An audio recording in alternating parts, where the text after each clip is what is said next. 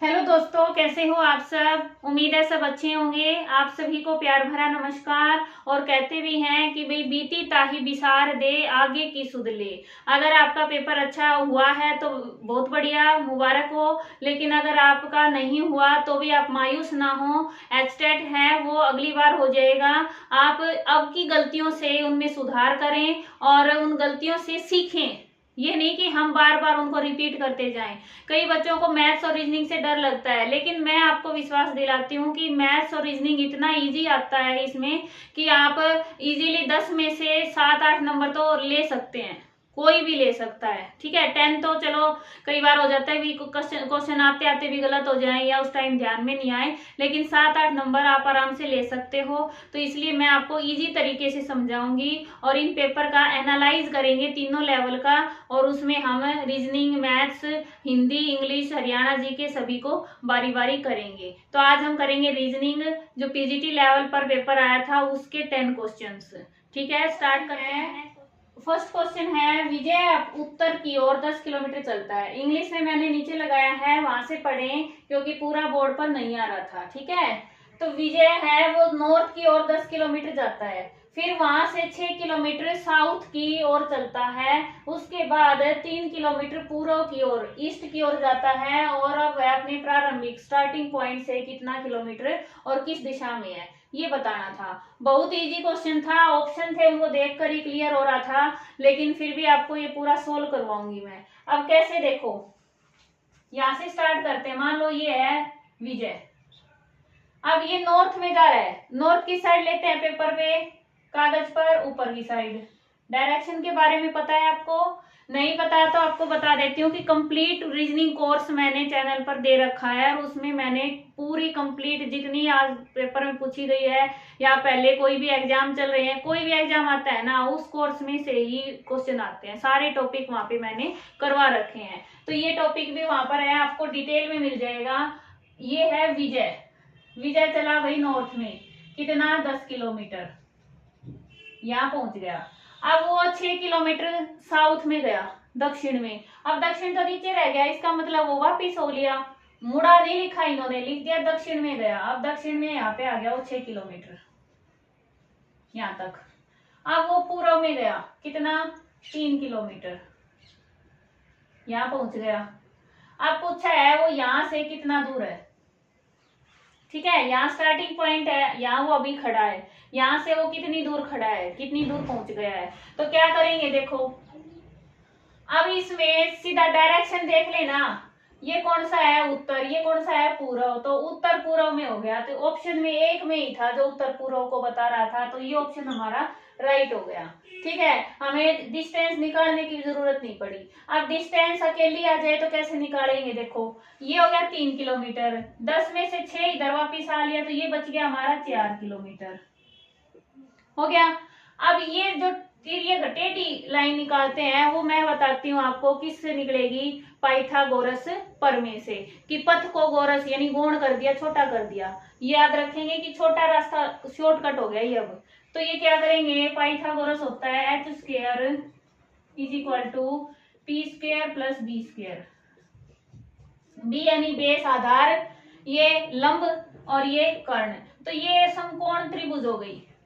समकोण त्रिभुज में लगता है पाइथागोरस प्रमेय।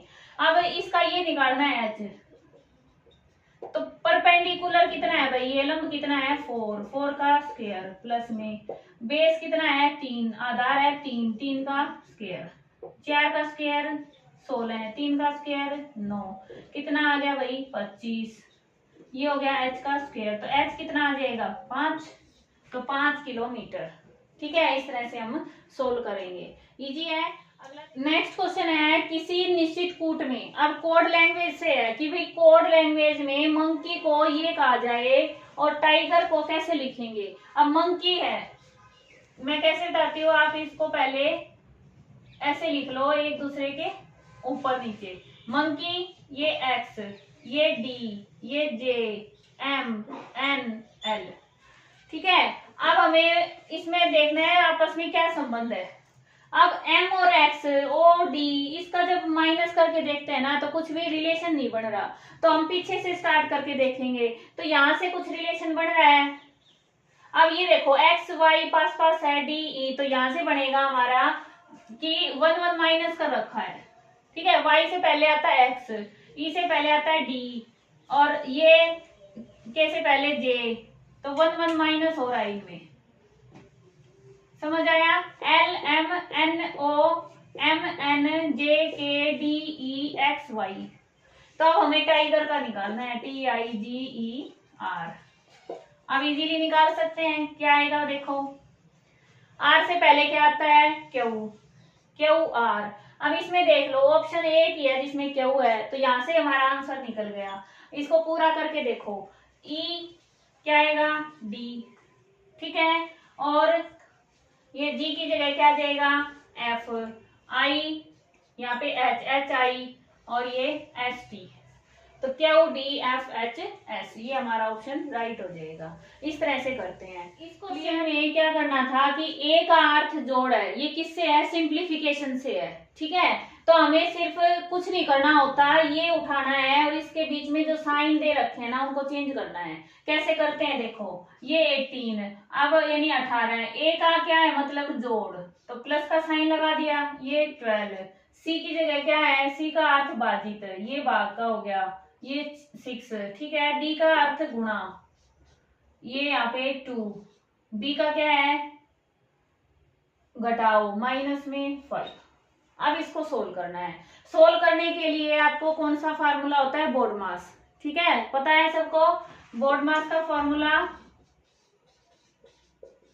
B for bracket of division multiply plus और माइनस, तो ये सीक्वेंस से होते हैं सोल्व। किसी क्वेश्चन में पहले ब्रैकेट सोल्व होगी, फिर ऑफ होगा, फिर मल्टीप्लाई होगा, फिर डिवाइड, फिर प्लस, फिर माइनस। तो ये क्या करेंगे, डिवाइड, देखो इसमें ऑफ और ये तो है ही नहीं, तो डिवाइड यहाँ है, तो 18 प्लस में 6 से डिवाइड करेंगे 2, मल्टीप्लाई बाय 2 माइनस 5। उसके बाद कौन सा करना है, मल्टीप्लाई, ये कितना हो जाएगा 4 माइनस 5, ठीक है।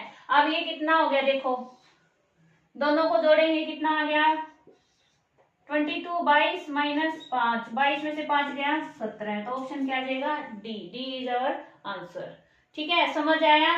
कोई भी इस तरह की जो सीक्वेंस दे रखी है उसमें हमें सिर्फ जो दे रखा है वो निशान चेंज करके और उसको सोल्व करना होता है, फिर आंसर आएगा इसका। नेक्स्ट क्वेश्चन है, लड़कियों की एक पंक्ति में शिल्पा का स्थान बाएं से 8वां है और रीना का स्थान दाएं से, तो अब इस तरह के क्वेश्चन कैसे करते हैं, जैसे मान लो एक पंक्ति बना लो, ठीक है, पंक्ति बना के करो इजीली। अब क्या है कि शिल्पा का स्थान बाएं से 8वां है, अब इसमें अपना लेफ्ट साइड कौन सा है, ये है इधर वाला, तो इधर से कितने स्थान पे है 8th पे है, ये 8th पोजीशन पे, कौन शिल्पा।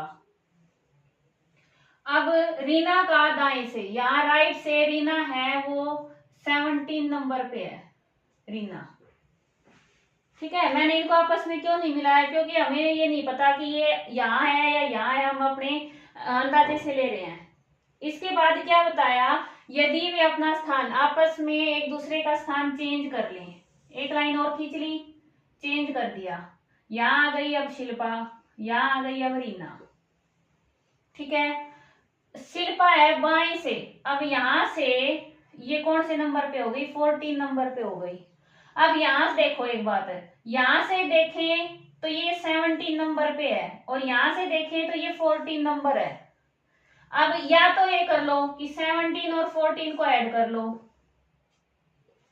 उसमें से 1 माइनस कर दें, ठीक है, ये हो जाएगा। या फिर कैसे करोगे, एक तरीका और है, 17 नंबर पे है ना ये, तो इधर कितने बच्चे हैं 16 और 14 नंबर पे ये है खुद, तो कितना हो गया 16 प्लस इधर से ये 14 नंबर पे है, तो ये 14 कितना हो गया 30। और ये 1 माइनस क्यों करते हैं, क्योंकि जो ये स्थान है ना जगह, ये इधर से भी काउंट हो गई है और इधर से भी हो गई है, इधर से ये 17 पे है, इधर से 14 पे है, तो एक ही बच्चा है जो जिस पोजीशन पे है वो उधर से भी काउंट कर रहे हैं और उधर से भी, तो वो है तो एक ही पोजीशन ना, तो 1 को माइनस करना पड़ता है। तो आप चाहे इन दोनों को ऐड करो 17 14 और उसमें से 1 माइनस कर दो, या आपने ऐसे लाइन लगा के देख लो कि इधर 16 है और इधर से 14 है, दोनों को ऐड किया 30 बच्चे हो गए। तो टोटल कितनी लड़कियां हैं? 30। समझ आया? अगले को कंपटीशन का श्रृंखला पूरी करनी है। इस तरह के क्वेश्चन मैंने आपको बार बार कराए हैं और उसमें मैं क्या बताती हूँ, सबसे पहले इनका डिफरेंस पता कर लो कि बीच में कितना कितना अंतर है, माइनस करके देख लो। अब इसमें से इसको माइनस करते हैं, यहाँ क्या आ रहा है, इसको यहाँ लिख देती हूँ एक बार, ठीक है, यहाँ पे सोल्व करने की जगह नहीं है इसलिए 2 2 7। अब इन दोनों को माइनस करेंगे, कितना आ गया? 1। इन दोनों को माइनस करेंगे, कितना आएगा? 8। अब इन दोनों को माइनस करेंगे, कितना आ जाएगा? 27। और इन दोनों को माइनस करेंगे तो आगे देखेंगे। अब देखो ये कुछ सीक्वेंस बढ़ रही है, क्या बढ़ रही है भाई? ये किसका होता है? 2 की क्यूब, ये 3 की क्यूब होती है, तो ये 1 की क्यूब कर देंगे, क्योंकि 1 की क्यूब तो 1 ही रहती है, कितनी बार करो। तो 1 क्यूब, 2 क्यूब, 3 क्यूब, ये कितना आना चाहिए? 4 की क्यूब। तो 4 की क्यूब कितनी होती है? 4 4 जा 16, 16 4 जा 64। तो ये 64 ऐड करें तो सेम आ रहा है, बिल्कुल आ रहा है। इसका मतलब अगला क्या आएगा हमारा? 5 का क्यूब। 5 की क्यूब कितनी होती है?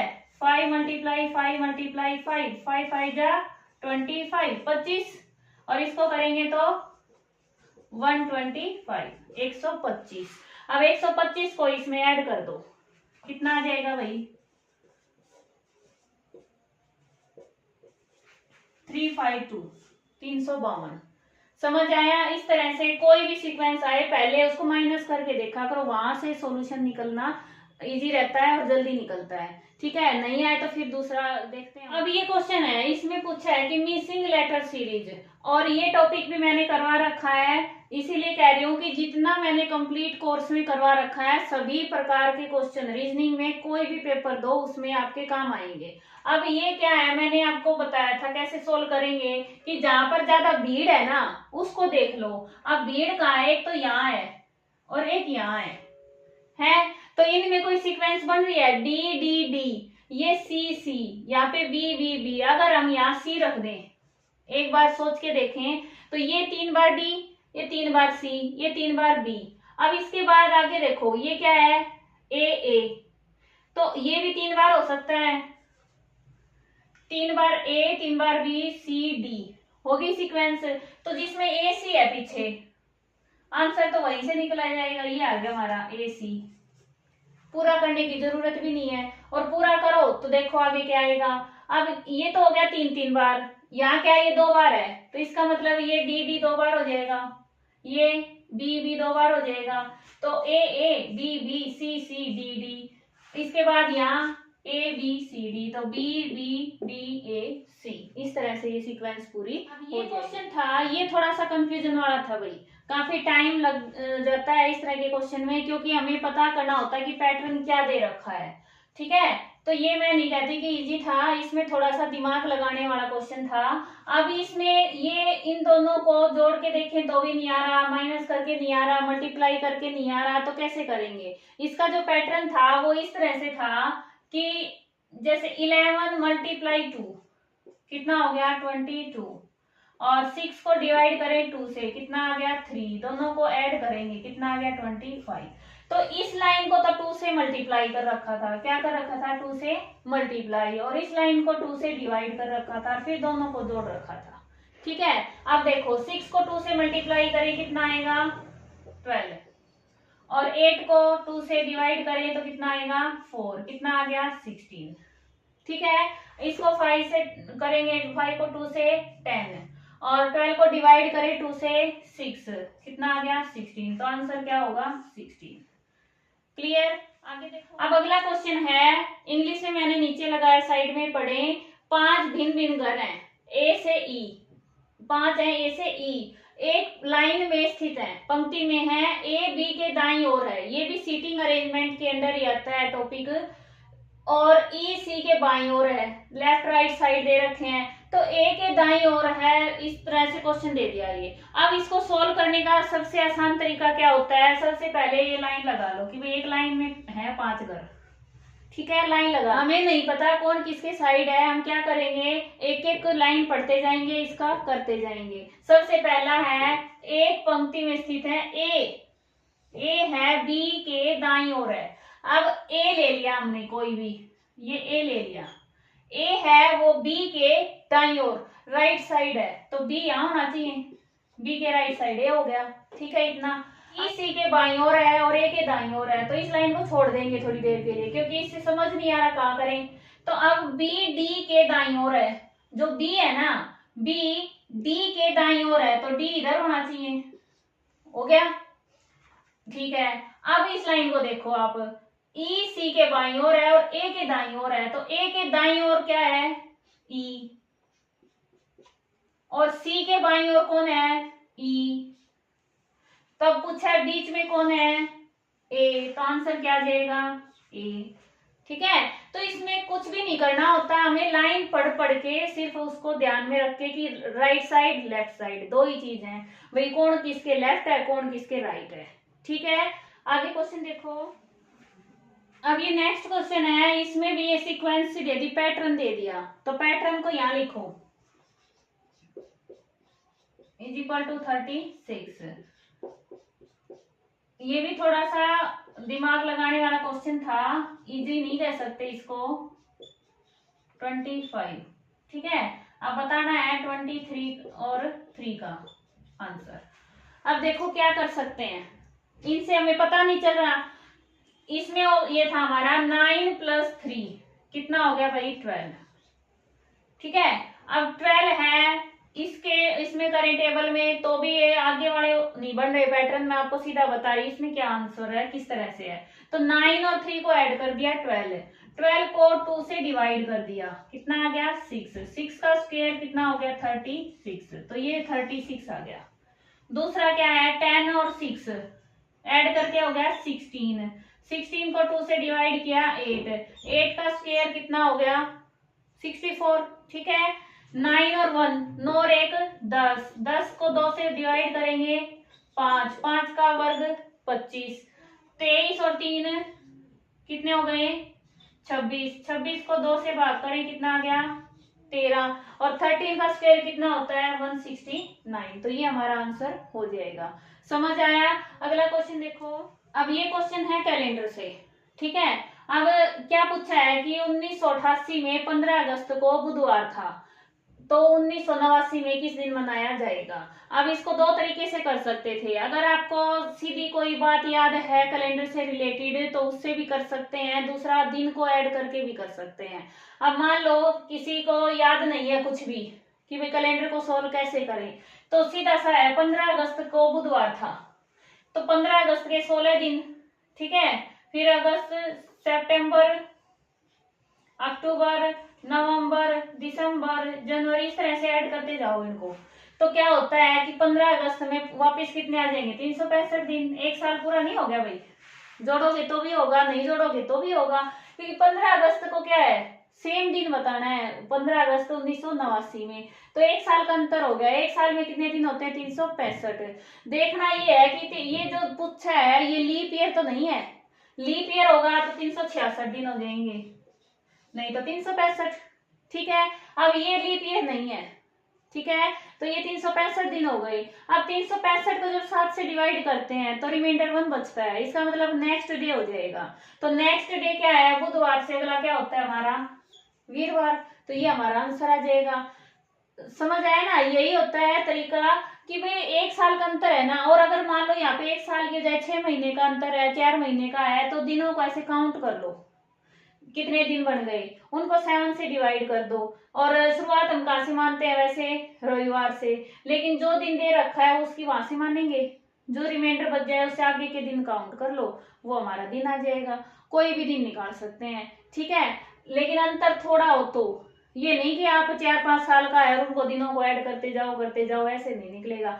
इसमें भी मैंने कैलेंडर का एक पूरा वो वीडियो बना रखा है और उसमें छोटी छोटी बातें शॉर्टकट तरीके बता रखे हैं कि कैसे निकलते हैं। ठीक है, और इसके साथ ही 10 क्वेश्चन इस पेपर के मैंने सोल्व करवा दिए हैं। उम्मीद है आपको समझ आया होगा, और इस तरह से आपको समझ में आने के बाद ये महसूस हुआ होगा कि अगर हमें पहले ऐसे पता होता तो हम इजीली सोल्व कर लेते। ठीक है, अब भी कुछ नहीं बिगड़ा है, अब भी देख लो, आगे भी एग्जाम होंगे तो उसमें आपके काम आएंगे, और इस तरह से हम सारे पेपर सोल्व करेंगे। जहां भी आपको डाउट है आप बता सकते हैं, आपके डाउट का जरूर जवाब होगा, सोल्यूशन होगा।